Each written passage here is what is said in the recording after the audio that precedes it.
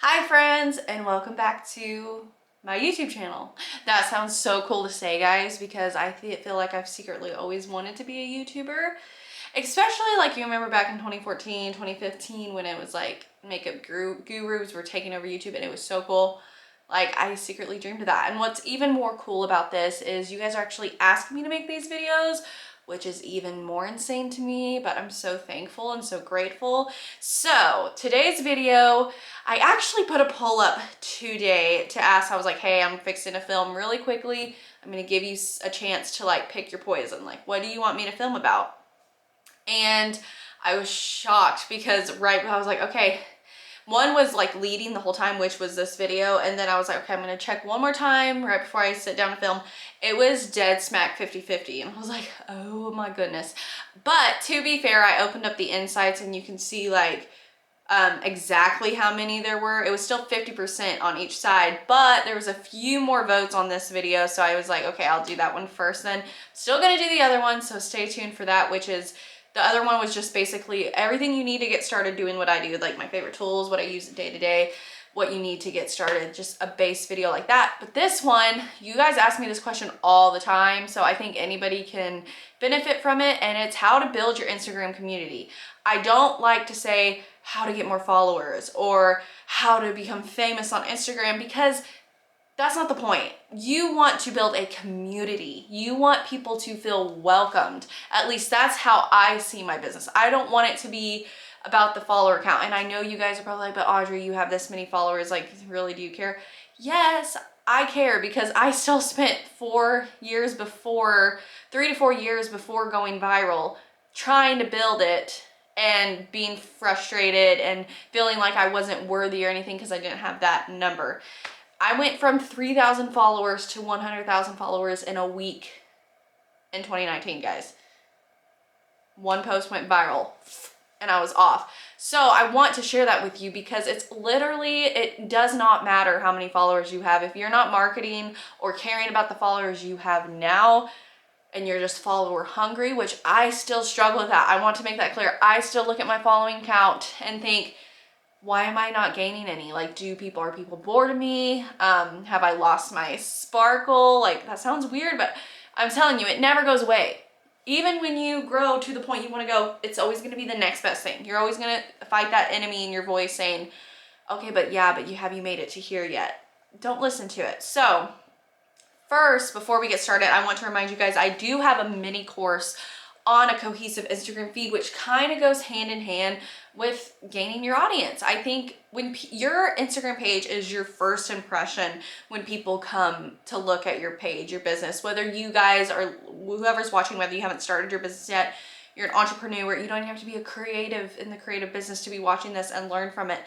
This can be anything. If you are watching this before you even started your brand or started your Instagram, yay, because this just means you get to do all the back end work first that I wish I would have done in the beginning before jumping in head first. So I'm telling you everything that will help you succeed. But if you have an Instagram feed, if you have an Instagram right now and you're happy with how it looks and you're happy with how it's growing, you can still benefit from this. So I'm gonna leave down the mini course I have below. It basically has just worksheets, goes more in depth of what we're talking about today, and more importantly, how to find that aesthetic feed for you. It's more of a cohesive feed, finding your purpose behind your brand, which we will talk about in this day. It's only 20 bucks. You have lifetime access. It's a pretty sweet mini course. So I'm gonna leave that down below. But first, the number one thing you need to have, disclaimer, I have to put this disclaimer out here. If me being in you guys' position, I would always try these things that these people said, and I would get flustered so quickly when I didn't see results right away. And I just want to be that extra reminder that this comes with consistency, and you're not going to see results like within the first 24 hours. You can always have a post go viral. I'm not saying like that's not possible, but I'm saying you have to be consistent and you have to really niche these steps and make sure you're doing them to their full extent to see growth on the other end. And like I said, it's not about how many followers you gain. It's how many authentic followers you gain that want to stay here because they aligned so well with your brand and who you serve. And that's the whole point. That's what we want. We don't want we want thousands of followers. Like we want that, but we want them to be authentic too. We want them to want to stay there. So I'm gonna talk about that a little bit. So the first thing that you want to nail down is your purpose. And when I say purpose, people are like, oh my gosh, what's my purpose? I don't know what my purpose is. The purpose behind your brand or your feed, what you're doing is so important because that is your foundation that you are going to be sitting on. Say hi to Barley. He is meowing. He's saying hi. That is your foundation. And without that foundation, things can crumble quicker. We can lose our spark quicker. And when I say lose our spark, I don't mean like that we're not like amazing. I mean our spark to do things, our passion to do things. If we don't have an underlying purpose behind our brand or even our Instagram feed, even if you don't consider yourself a brand and you're just like a blogger or you're a mom who you like to blog, you want to eventually turn it into vlogging, but you want to focus on your Instagram page, you still want to have a purpose behind that. Your purpose could be connecting with moms who struggled with postpartum depression, connecting with moms who feel like they aren't enough for the world, they can't do things aside from motherhood. You have to find out what that purpose inside you and how to have these pillars you can like stand around on. And this is what goes into, this is all going to be in one little step, but the brand pillars and purpose kind of go together because once you find your purpose, once you figure out, okay, this is why I want to do it. This is why. And your purpose can evolve. I started this business 5 years ago and the purpose I had then is way different than the purpose I have now. It can evolve, but make sure when you notice that your purpose is evolving, that your brand evolves with it and it doesn't just lack that luster. You want your purpose to be ever evolving, but you want to make sure your brand reflects that. And I'm telling you, once your purpose, you know your purpose and you will shine it through. People will see that. You don't have to verbally say every day, hey, this is the purpose of my brand. People will see that in the things you do, the way you create, the way you talk to people on Instagram, the audience you're talking to, it will shine through. And I know you starting out, you're like, okay, but I don't know what my purpose is. I don't know. And that's okay. I think writing down a few goals of what you want from this business will help you. Like if you're wanting to reach tons of sisters and believers in Christ so they feel like they are worthy of grace, write that down. Then your purpose may be to do just that. Write down your goals of what you want to do and your purpose can rely into that. And your purpose doesn't have to be just like one sentence and like that's your purpose. Purpose can be a way bigger. And it's kind of a feeling that is hard to understand at first, but once you get it, you get it. Now with the purpose also comes brand pillars, and brand pillars are very important for your Instagram feed so you're not just like all over the place, you don't know who you're serving. So for instance, my brand pillars are mental health, art just like artsy stuff, and then like mentor teaching. So like I like to talk about it now. I have a podcast. I like to teach fellow creatives. But what's great about brand pillars is they can spout off into different things. I teach all about this in this mini course, guys. You have a full worksheet talking about brand pillars so you can like write all these down, branch them out, and see where they land. So for like the content art creation, that can go for like graphics, videos, creative things, all down. Mental health, that can go into podcast episodes, talking one-on-one with people, interviews, mental health graphics, being a mental health advocate, running a fundraiser. And then over here on the mentor teaching side, that can go off into my Procreate course, my how-to videos, my YouTube, my podcast, things like this. But when you nail down like essentially three brand pillars from your purpose, that will help you not only plan your Instagram post, which we'll talk about, but just so you have that niche, but you're not, I don't want people to think you have one niche and you're limited to that. That's the beauty of brand pillars, because your brand pillars are supposed to be like the umbrella term for what's underneath. So if you have 3 umbrella brand pillars, there's so much more that can fit under that, and it kind of funnels through. Talking a lot with my hands. I hope that's okay. So once we're done with the purpose brand pillars, we're going to move on to the second step with growing your Instagram. Okay, the second step you can take to start growing your community is knowing your audience. And I know you hear that all the time, but knowing your audience and knowing who you are talking to will completely change the game. And I even get lazy with this. I get lazy with this and I'm just like all over the place. But then I'm like, okay, Audrey, who are you trying to reach here? Who are you trying to talk to? And depending on your brand pillars, it could be different people. If I'm posting a mental health graphic and I'm trying to connect with my community over mental illness or anxiety, I'm not going to be talking to them like I'm an art teacher or a mentor selling my Procreate course. Those two don't coexist together, and they don't work. So you being intentional with your brand pillars, but knowing who you're talking to in that moment will help so much more. Your audience wants to feel like you're connecting with them. They want to feel like they know you. That's true. With social media, me and my friend Sophie talked about this on our podcast episode when she was on, which is also linked down below in the bio. We talked about how we love to see other people's faces on their feed, and sometimes it's hard to make that initial connection when we're not showing our face, and that's a part of knowing your audience. That's a part of getting on, showing up and saying, hey, this is me. I want to talk to you about why anxiety has crippled me in the past, but today I'm going to persevere and we're going to talk about it. Like, you showing up that way and you are grabbing people in and saying, I want to talk to you about this, you're going to attract the right foot traffic of people. You're going to have that community come.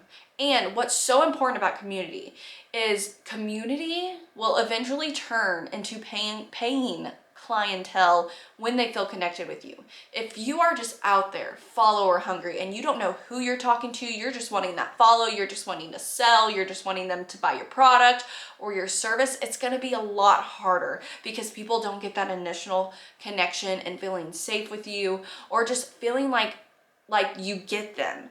We all crave that human connection, and today's world with social media, we crave it even more on there.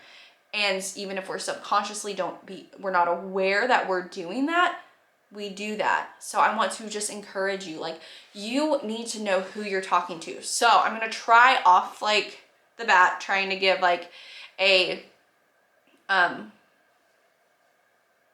like an example. So say I'm a photographer. I mainly focus on wedding photography. I stopped doing family photography a year or so ago. I'm just using this because I know a lot of photographers that have done this. I've stopped doing that a while ago. I'm a photographer now for weddings majorly, but also I've now opened this membership where I want to help fellow photographers make that switch and make a profitable wedding photography business. This can go from your aesthetic, booking clientele, teaching, and mentor. How do we talk to both of those audiences? How do you talk to the clientele for your weddings and who you want to photograph? And how do you talk to the people, the fellow photographers you are wanting to dive in and take your course? Now, some people have separate Instagrams for this, but I totally think it's possible if you know and you structure everything correctly like we talked about, you can have it in both. Because I think nothing is more inviting, as for me, if I went to a photographer's page and I saw that they're not only an awesome wedding photographer, but I saw how intentional they were with helping others like learn what they do. That's a real turn on for me. And I think that's very much a respect thing. Like, oh, I respect you. I mean, I'm not saying photographers, you have to do that. I'm just saying, I don't think necessarily you have to separate the two. They can coexist together because they do go together. They do go together. And if you are using your brand pillars correctly, knowing your audience and who you're talking to in that moment, both can live. They can both coexist, and they can both grow your Instagram, and you can have these two beautiful groups of people that just coexist and go together, because at the end, it's under those umbrellas. I hope that makes sense. Knowing your audience doesn't have to be, okay, I'm selling this one notepad, I only have to target it to 16-year-old girls because that's the aesthetic. No, there's umbrella terms, and there's ways to make yourself feel connected to others. And there's a way to talk to each other even on social media. That could be, I'm not going to sit here and say, show up on your stories every day. I mean, if you want to, that's great, but there's no like for sure formula that works. But showing up when you can, which is going to lead into the third thing we're going to talk about, showing your face, getting personal, and just knowing every time you post something, whether it's a story, a graphic, a photo on your feed, knowing who you're talking to or the purpose behind that photo will help you bring in good foot traffic for authentic follows and an authentic community that will just get you. We all want that community that just gets us. We all have that craving to have people. Something that I've struggled with a lot is I frequently worry about the follower count, and I think it's gotten worse since I've gotten like bigger, that's what I'm trying to tell you guys. It never gets better. Like, you always just want more and more if you don't let that cycle stop. So I just did my 4th iPad giveaway, which is amazing. I think it was my 4th. I think so. It's either 4th or 5th, but I love doing it because I just like, it's overwhelming. Like, people like don't understand like how much the iPad changed my life and just brought out this creativity in me I never knew I had. And I just want to gift that to somebody. I just want to give that to somebody. And I always get worried. I'm like, okay, after this giveaway ends, I'm going to lose hundreds of followers. I'm going to lose them because they just were here for the giveaway. So what? So what? Like, if you don't have authentic followers, then let them go. If they don't want to be there, let them go. You want a community that's going to stick around and wants to hear from you. And I even have to, I struggle with that daily. I struggle with that, guys, and I want you to know that. But that's not where it is. It's not in the follower count. You need to focus on who you have now. Are you talking to now that is listening? Because we're focused so much on the people we can bring in, but what about the people that are already there, literally waiting just to make that connection so they can buy that service from you, buy that product, buy that sticker? You want to talk to the people that are there now. And that's what's the most important. Okay, the final thing is being consistent. And I think this freaks people out. I think it freaks people out to the core, freaks me out still, where I'm like, oh my gosh, I have to do this, I have to do this, I have to post today, I have to post today. Guys, I'm gonna break it down for you a little bit. So I'm gonna try to break it down as much as I can because my anxiety gets bad about consistency too. And I'm gonna say this, and I'm gonna say it loud. Your consistency can and will look different from others' consistency. If you're only able to post every other day, that's okay as long as you're consistent with it. If you want to post 3 times a day and you are motivated and you do it, you are capable of doing that and you are amazing for doing that. Just stay consistent. Your consistency doesn't have to be what her consistency is on Instagram. I get people messaging me or telling me all the time, Audrey, you're so consistent. Like, I wish, guys, I'm stressed out of my mind half the time. A lot of my graphics I make right there because I'm like, I have to get something up or they're not gonna like me anymore. I know that's dramatic, but that's the enemy, guys, and the Enneagram 4. But I'm just trying to tell you, like, your consistency can change and it doesn't have to look like other people's. So if you're starting out, I let you plan this out in this course as well. If you sit down and you're like, okay, I can only commit to 3 posts a week. That's my max. You can sit down and plan that out. You can be consistent. If you're consistent with 3 posts a week for months, that's gonna work in your favor because Instagram sees you being consistent. Now, if you wanna start adding, you can be like, okay, now I can do 6 posts a week, so I'm gonna do like 2 a day, 2 every other day. And that's how it's gonna be. You can do that and it will pick up. As long as you're consistent with what you're posting, it doesn't have to be a ton, guys. I mean, I wouldn't recommend maybe only posting once a week because that's a little too far stretched. But if you are stressed out about how much you're posting, you can do every other day. You can stretch them out and you can just be consistent in your own way. Consistency is consistency. It doesn't matter how much there is. I hope that makes sense. Because if we're consistent with our page, but more importantly, we are paying attention and being intentional with what we're posting, when we're posting, doesn't matter how much we're posting. It does not matter how much we're posting. If we add the purpose, the brand pillars, the audience, who we're talking to, as well with our consistency and intentionality with consistency, and all the above, over time, that's going to make your Instagram thrive. I promise you. It's not a one-night fix. It's not going to happen overnight. It takes work and it takes you finding your rhythm, which is okay. And your rhythm can change. I'm giving you permission now. your rhythm, your boundaries, your consistency can and most likely will change over time or in seasons of your life. And that's completely normal. I want to encourage you guys that that's completely normal. So to wrap up this video, I want you guys to know these 3 things. Followers are not where it's at. That's not the main thing. Consistency and comparing yourself to other people's consistency will not help you. And 3, you have to put the work in. You have to put the work in on doing all the above that I've talked about and doing the back end work to see results. The foundation is so important. The things that people don't see you trying to figure out is so important that I think it just slides under the radar because we're just so hungry to get followers. We're so hungry to be in the limelight on Instagram.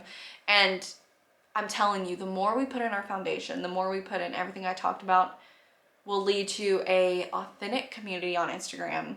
And the more authentic community you have, therefore will transfer into sales to your Etsy, services, if you're a product-based business, if you're a service-based business, photographer, whatever that may be. The more authentic of a community we have, the more willing these community members will be to go to your shop and purchase something, purchase you for a service because they, not purchase you, purchase a service from you because they feel like they know you.